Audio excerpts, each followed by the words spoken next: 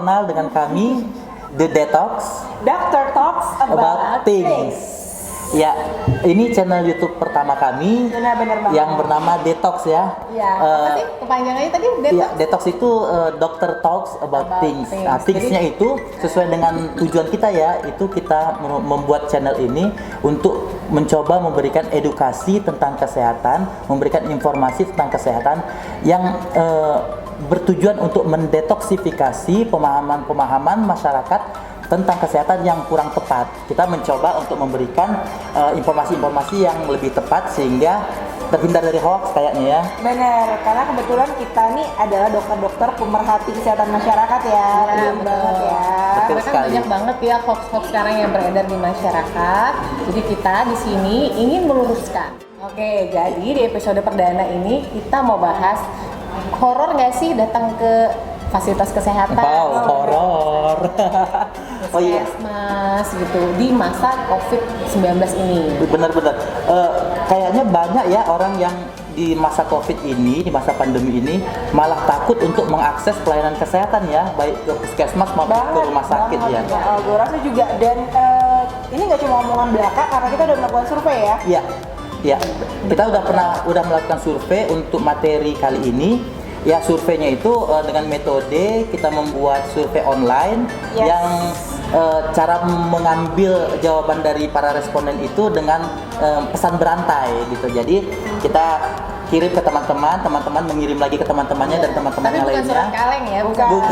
Ini bukan survei Ini kaleng-kaleng. pokoknya survei tujuannya emang kita pengen bener-bener dapat data ya Betul. akurat. Benar. Gimana sih sebenarnya Benar. kondisi atau alasan dari masyarakat kita kenapa nggak mau datang ke fasilitas kesehatan ya. Jadi Dan kita akan bahas ya. sebaran respondennya tuh ada di lebih dari 20 kota. Saya hitung kemarin 22 kota. 22 kota ya. yang ikut. Terus jumlahnya juga Jumlahnya 242 ya. Dan jawabannya bervariasi. Yap. Untuk yang mengatakan merasa tidak horor dan ada juga yang mengatakan horor. Nah, untuk hasil surveinya mari kita bahas satu persatu seperti itu Kita ya. langsung aja ke hasil survei. Kita lihat ini.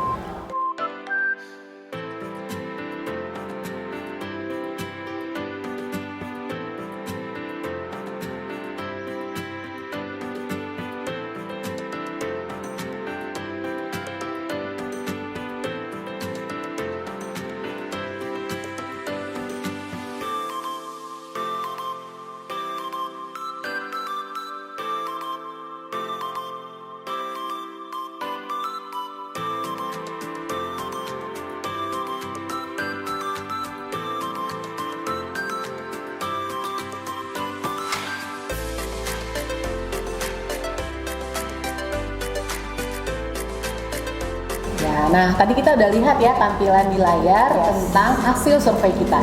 Jadi ternyata masih lebih banyak yang takut ya ke fasilitas kesehatan, lebih dari 50%. Benar Iya, banget. benar banget. Kenapa Dan tuh? itu perlu kita bahas kali ya. Kenapa sih lebih banyak yang takut untuk mengakses pelayanan kesehatan? Padahal kalau kita waktu zaman masih belum pandemi ya, masa-masa belum pandemi itu kan kunjungan ke Banyak, puskesmas banyak banget, sampai kita itu keteteran di puskesmas, di rumah sakit juga sampai ngaturan keluar-keluar. Nah sekarang udah hampir dikatakan sunyi banget ya, sunyi banget. Gimana kita bahas satu-satu dulu? Boleh. Kalau berdasarkan usia kayak gimana sih emangnya? Nah, untuk dari usia ya, kalau dari hasil surveinya itu kita lihat kalau kita kelompokkan usianya, kalau kita kelompokkan di usia di bawah 19 tahun, kemudian 20 sampai 39 tahun, kemudian 40 sampai 59 tahun dan di atas 60 tahun.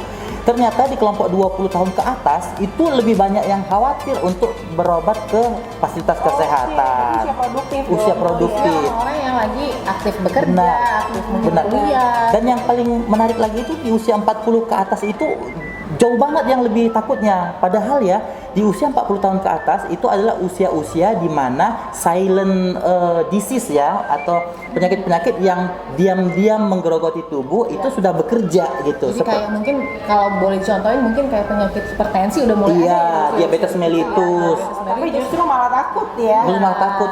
Padahal seharusnya di usia seperti itu mereka harus aktif untuk ke layanan kesehatan untuk memeriksakan kondisinya gitu ya. Untuk karena kan paradigma sehat sekarang itu adalah keaktifan masyarakat untuk mempertahankan status derajat kesehatannya dan meningkatkan derajat kesehatannya itu dengan cara apa? Ya mengakses pelayanan kesehatan untuk memeriksa kondisi kesehatannya ya, baik pemeriksaan darah rutin seperti Iya. itu ya, kemudian mendapatkan konsultasi kesehatan. Nah itu kan nggak bisa didapat di tempat lain kecuali di fasilitas kesehatan seperti itu. Nah, tapi mungkin sebelum kita bahas alasannya, tadi kan udah bahas usia Usia, ya. Kita mau bahas dulu deh kalau berdasarkan tingkat pendidikan. Nah, tingkat pendidikan ini cukup menarik loh dari hasilnya. Iya, coba dibaca dokter Beka kali ya yang baca ya. Oke, kalau dari tingkat pendidikan nih ya, ini berdasarkan survei Iya, ya, iya. jadi berarti kita nggak Jangan bukan marah asumsi kita kalau nih. beda. Ya. Ya, ini murni dari hasil apa yang kami dapat ya, yang kami sampaikan ya. Jadi ternyata nih yang pendidikannya mulai dari D1 sampai S1 gitu ya, artinya udah kuliahan, itu malah lebih takut tuh, lebih banyakan yang takut datang gitu, ke fasilitas berarti Malah kalau saya lihat yang S2 dan S3 juga lebih banyak yang takut gitu yang untuk udah pendidikan lebih tinggi lagi. Iya. Nah, karena dari segi umur mereka itu umur-umur yang membutuhkan ini ya, konsultasi kesehatan ya, harus memeriksa kesehatan mereka juga gitu. Nah, tapi kenapa ya gitu ya? Kenapa orang yang berpendidikannya mungkin harusnya secara informasi mereka lebih banyak mencari informasi? Apa jangan-jangan nih informasi yang didapat itu belum tepat gitu. Jadi di sini mungkin tugas kita nih sebagai benar-benar. tim Menarik ini, detox. menarik. Memang sepanjang masa dari Maret ya kita menyatakan ada 9 kasus bulan. COVID ya di Indonesia ini, terutama di Jakarta. Mungkin banyak sekali berseliweran informasi-informasi terkait dengan COVID. Nah, Baik dari dalam maupun luar negeri. kalau menurut saya ini kenapa kenapa yang pendidikan tinggi jauh lebih banyak yang khawatir? Mungkin mereka banyak membaca informasi kali ya. Tapi kita belum bahas alasannya. Media sosial, Kita masih Iya. ini dulu ya. Kita mau Iya. lihat dulu Iya. berdasarkan jenis pendidikan nih. Nanti seru nih, ada yang seru nih. Kita mau Benar. lihat alasannya dari mereka. Iya. Nah, yang nggak kalah seru lagi kita mau bahas kalau berdasarkan jenis kelamin. Wow. Gimana sih perbandingan antara rasa takut dan nggak takut? Kalau ngomong-ngomong jenis kelamin ya, secara naluriah kita pasti bilang, oh laki-laki lebih berani gitu ya. mohon maaf maaf, bukan masalah gender ya, bukan masalah gender. Itu secara ini ya, apa namanya? Secara budaya Iya, kali ya. Tapi berdasarkan survei gimana? Maaf, bukan masalah gender ya. Tapi berdasarkan survei Tapi berdasarkan gimana? survei akan kita lihat. Oke. Coba Dokter Rohana kali ya. Nah, ternyata laki-laki yang usia produktif ternyata lebih banyak yang nggak takut berobat Oh. dibandingin wanita yang usia produktif. Jadi Oh. benar dong tadi laki-laki lebih nggak takut. Justru laki-laki lebih nggak takut, wanita lebih takut. Oh, gitu. Kenapa tuh? Wow. Jadi laki-laki lebih nggak takut. Berarti berdasarkan kelompok umur, berdasarkan jenis kelamin, di perempuan itu lebih banyak yang takut untuk mengakses pelayanan kesehatan ya. Dibanding Takut ke rumah sakit dan takut ke puskesmas ya dibanding laki-laki gitu ya. Laki-laki lebih berani ya. Berarti benar dong saya tadi. Mungkin bisa dipahami ya, siapa tahu dia mikirin keluarganya. Ya bisa Tapi bisa. kita belum ngomongin alasannya ya. Ya, itu nanti terakhir kali ya. Ini kita masih menyampaikan data-datanya saja dulu ya. Seru nih. Tadi udah berdasarkan kelompok umur ya. Tadi secara global udah ya lebih banyak yang takut dan lebih banyak tidak takut. Kemudian secara kelompok umur juga kita udah sampaikan bahwa usia produktif lebih banyak yang takut. Bahkan di usia yang menjelang senja kali ya. Menjelang senja nggak sih kalau 40 tahun ke atas gitu ya?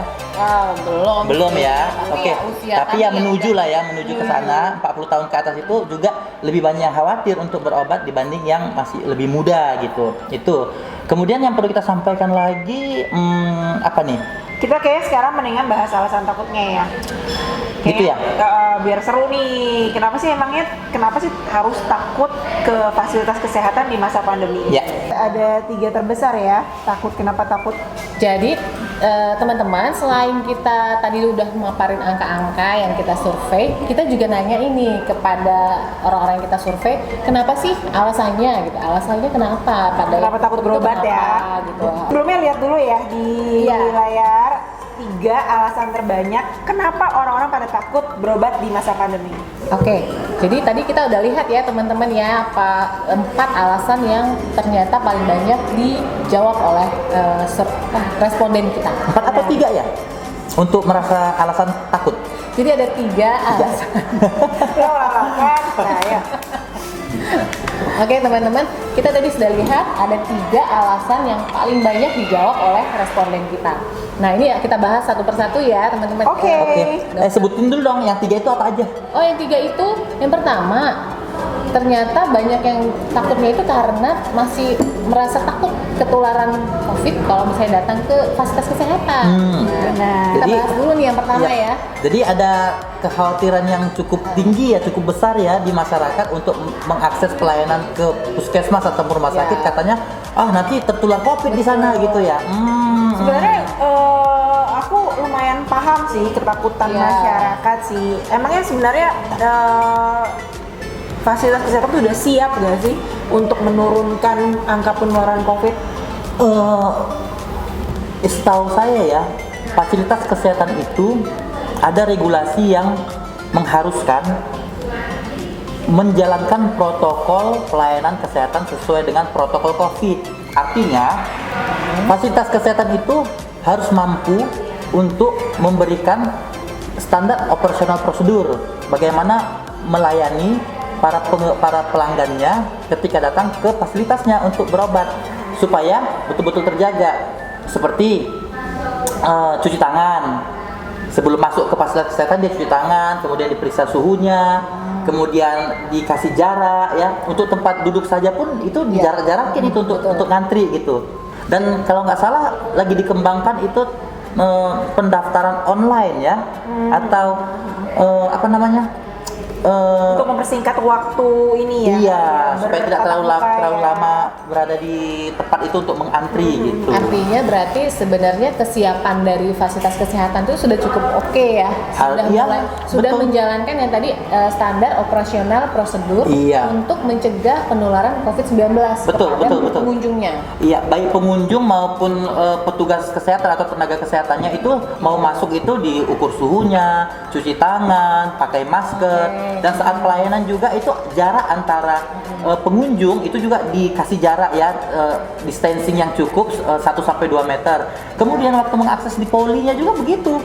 Dokter dan pasien itu jaraknya udah diatur sehingga memang di jarak yang aman untuk bisa berkomunikasi antara dokter dan pasien seperti itu. Cuma masalahnya semua rumah sakit gak kayak gitu atau cuma regulasi aja? Oh tidak dong, ini kalau udah ada regulasinya pasti semua fasilitas kesehatan sudah menerapkan seperti itu ya.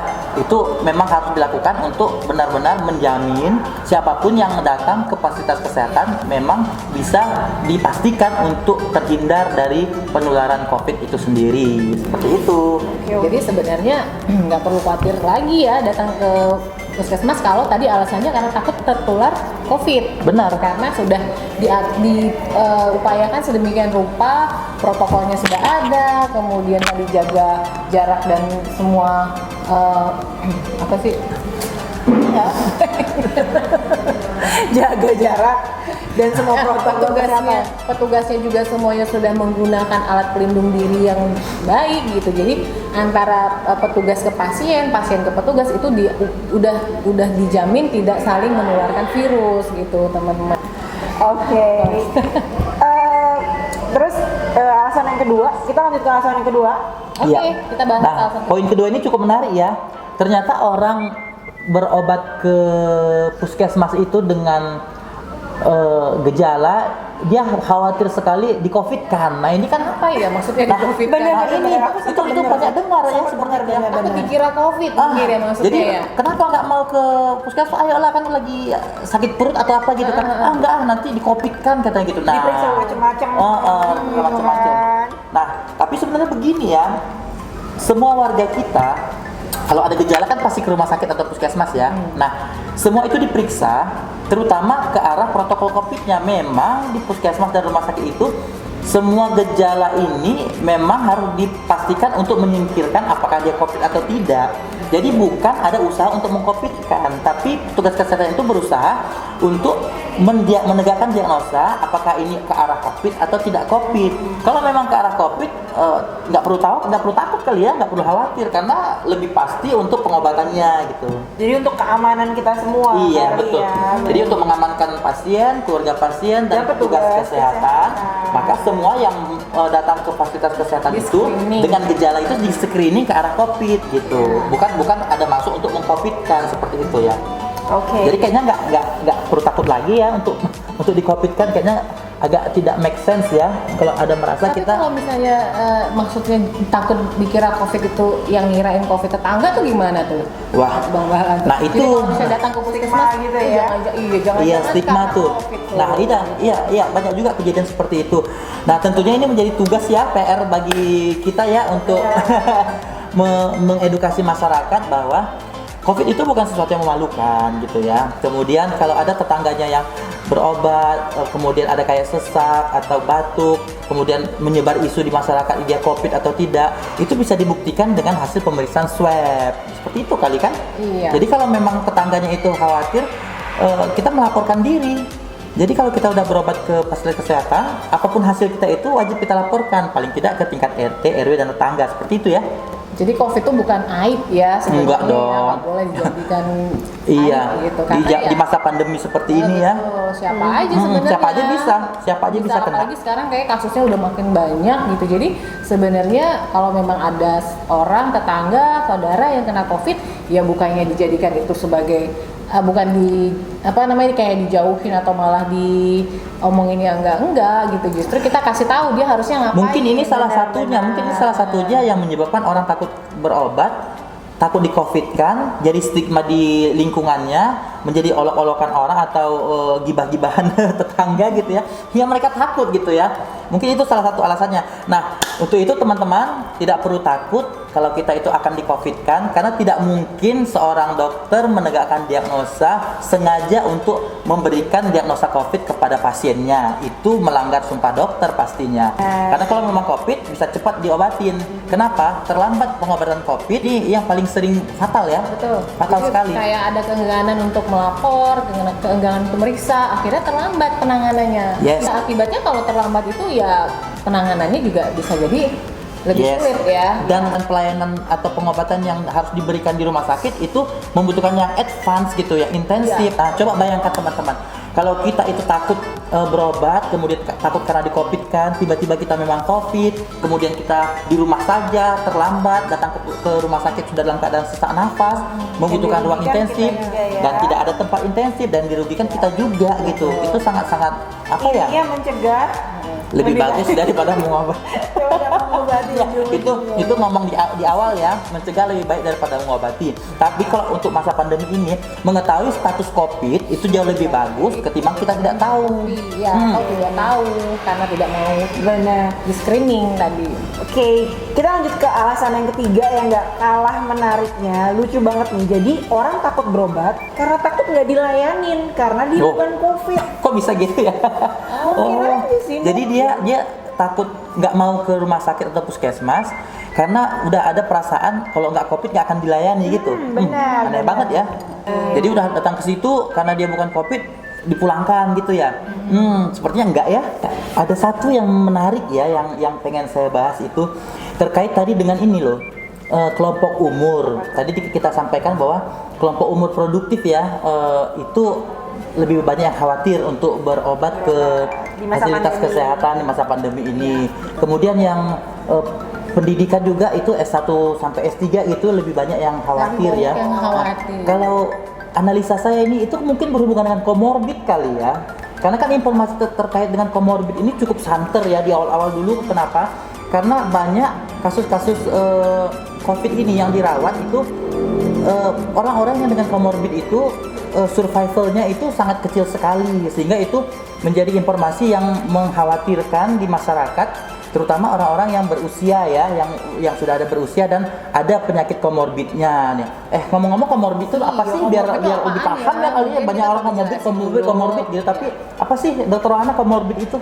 Ya, jadi komorbid itu adalah suatu keadaan penyakit penyerta di mana sebelumnya seseorang tuh udah punya penyakit ini dan bisa memperberat perjalanan penyakit dari COVID-19. Nah, ternyata contohnya ya, mungkin kita sebutin dulu ya contoh komorbid apa tuh? Ada penyakit hipertensi, penyakit diabetes mellitus, kencing manis kalau kita sering dengar. Terus juga bisa ada yang punya penyakit jantung. Berarti yang kronis-kronis Iya, penyakit kronis, penyakit paru-paru juga ada yang penyakit kronis, sudah ada sebelum ya. Nah, ini maksud saya kenapa saya sangat tertarik dengan ini. di satu pihak kita itu khawatir ya terkena COVID untuk orang-orang yang ada komorbidnya. Tapi di sisi lainnya, penyakit-penyakit komorbid ini adalah penyakit-penyakit yang diderita baik disadari maupun tidak disadari oleh orang-orang yang berusia nih dari 35 tahun ke atas, bahkan secara pedoman 15 tahun ke atas gitu ya, memiliki penyakit-penyakit yang dikatakan penyakit kumpulan penyakit PTM, penyakit tidak menular, seperti yang dikatakan Dr. Rebecca tadi, ada DM, hipertensi, PPOK, asma dan lain-lainnya ya. Nah, itu menjadi perhatian dari mereka para responden yang tadi usianya usia produktif tadi itu. Nah, padahal ya secara pedoman itu kan harusnya sesuatu yang diperiksa secara rutin ya, diperiksakan secara rutin dan diobati secara rutin sehingga bisa dikontrol progres penyakitnya. Nah, berarti jadi tertunda ya. Nah, itu dia maksudnya, benar. Karena itu. Makanya di masa pandemi ini itu menjadi kekhawatiran kita. Kenapa? Karena penyakit-penyakit yang dikatakan komorbid tadi, dicontohkan komorbid tadi itu merupakan penyakit-penyakit katastrofe yang dia silent killer kali ya. Dia pelan-pelan berdasarkan waktu semakin memberat gitu. Nah, kalau hal ini di masa pandemi itu tidak diakses pelayanannya untuk mengontrol ataupun mengobatinya, ini akan sangat berbahaya menurut saya. Benar nggak sih ya? Ini yang bikin mungkin kalau misalnya orang yang terkena COVID malah nanti jadi jatuh ke kondisi yang lebih berat dan sampai membutuhkan ventilator, ICU. Ya, itu kalau dilihat dari segi COVID-nya ya, sehingga orang itu khawatir banget itu untuk ke fasilitas kesehatan. Gua kan punya komorbid nih, ntar gua kena di fasilitas kesehatan seperti itu. Sebenarnya nggak begitu ya? Iya, berpikirnya itu justru harusnya gimana supaya penyakit yang tadi yang bisa jadi komorbid COVID itu dikendalikan sedemikian ya, benar. Sama terkontrol ya. Iya, terkontrol. Misalnya yang sakit diabetes kencing manis itu gula darahnya terkontrol, hipertensi tekanan darahnya terkontrol. Caranya ya dengan harusnya datang nih. Ya, itu yang membuat saya agak tergelitik dan khawatir sebenarnya. Kalau warga kita yang berusia produktif dan sudah pernah tahu dia punya penyakit itu, penyakit tidak menular tadi, dan yang belum tahu. Nah, ini yang menyebabkan kalau mereka saudara-saudara kita ini, warga kita ini ya tidak terkontrol ataupun tidak terdeteksi tentang penyakit itu gitu. Jadi seharusnya gimana sih emangnya? Ya seharusnya begini, kalau menurut saya tidak usah khawatir ya mengakses pelayanan kesehatan ke puskesmas maupun rumah sakit. Walaupun kita punya komorbid. Nah, tapi dengan begini, walaupun kita punya komorbid, kita bisa mengakses pelayanan kesehatan. Dengan apa? Menerapkan protokol kesehatan. Kita datang ke fasilitas kesehatan, kita tetap disiplin memakai masker, mencuci tangan, kemudian itu menjaga jarak, ya. Kemudian kalau ngobrol dengan orang itu nggak berkerumun ya, tidak berkerumun. Tapi itu tidak menghambat kita untuk ke fasilitas kesehatan. Sangat disarankan sekali ya untuk kita mengkontrol sekali sebulan, apalagi yang sudah tahu nih, oh aku ada hipertensi, oh aku ada diabetes atau PPOK atau yang lain-lainnya yang memang membutuhkan pengobatan rutin, kontrol rutin per bulannya. Karena memang secara pedoman cerdik ya. Cerdik itu C-nya itu kan cek kesehatan berkala ya. Ya, cek kesehatan berkala itu sekali sebulan tuh. Nah, mau disampaikan nih. Ya, cerdik. Tapi kalau udah punya komorbid kayak jadinya patuh ya. Iya sih. Ya. Udah bukan cerdik lagi. Mau tahu ya cerdik itu apa ya? Cerdik itu merupakan bukan tagline ya, apa ya? Cerdik itu merupakan program ya di program PTM penyakit tidak menular, yaitu cek kesehatan berkala sekali sebulan, menyiapkan asap rokok, rajin beraktivitas olahraga, kemudian diet gizi seimbang yang baik, kemudian istirahat yang cukup dan kelola stres. Nah, itu yang perlu kita jalankan. Nah, selain itu di masa pandemi ini tentunya kita yang sudah memiliki komorbid ataupun yang merasa diri kita itu berisiko untuk menerima gejala yang berat kalau terkena COVID, tentunya harus menerapkan protokol kesehatan dimanapun kita berada. Jadi perlu sekali ya mengurangi rasa takut itu. Kita akses pelayanan kesehatan itu apalagi kalau kita tahu kita sudah punya penyakit yang memang harus dikontrol setiap bulannya.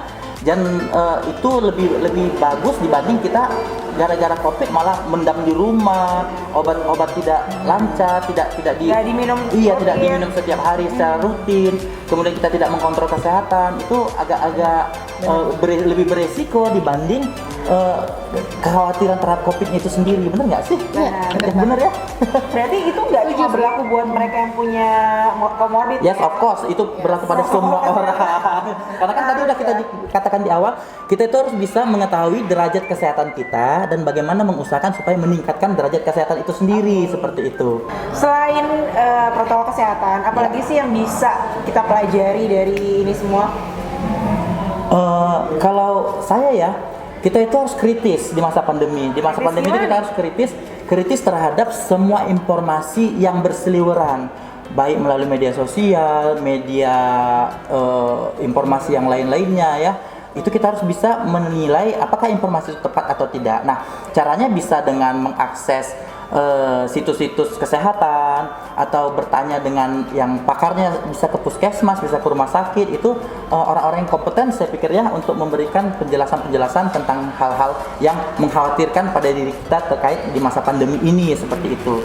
Mungkin ada tips nggak, informasi dari mana sih yang bisa berguna buat masyarakat supaya mungkin nggak diombang-ombingkan oleh banyak .com yang mengeluarkan informasi. Mungkin ada beberapa ya situs-situs yang bisa diakses masyarakat ya, terutama situs yang dikeluarkan oleh pemerintah gitu. Itu udah dijamin informasinya pasti valid. Misalnya kalau yang punya Jakarta, kita punya tuh www.corona.jakarta.id.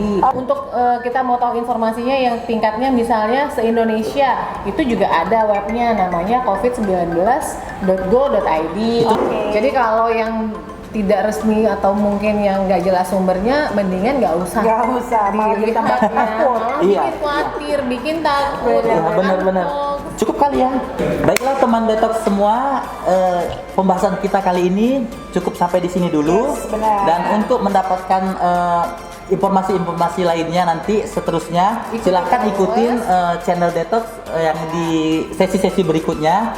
Semoga informasi-informasi nanti yang akan kami sampaikan bermanfaat untuk kita semua. Dan yang paling penting, tetap di channel ini, jaga kesehatan dan sampai jumpa. Salam sehat. Salam sehat untuk kita semua.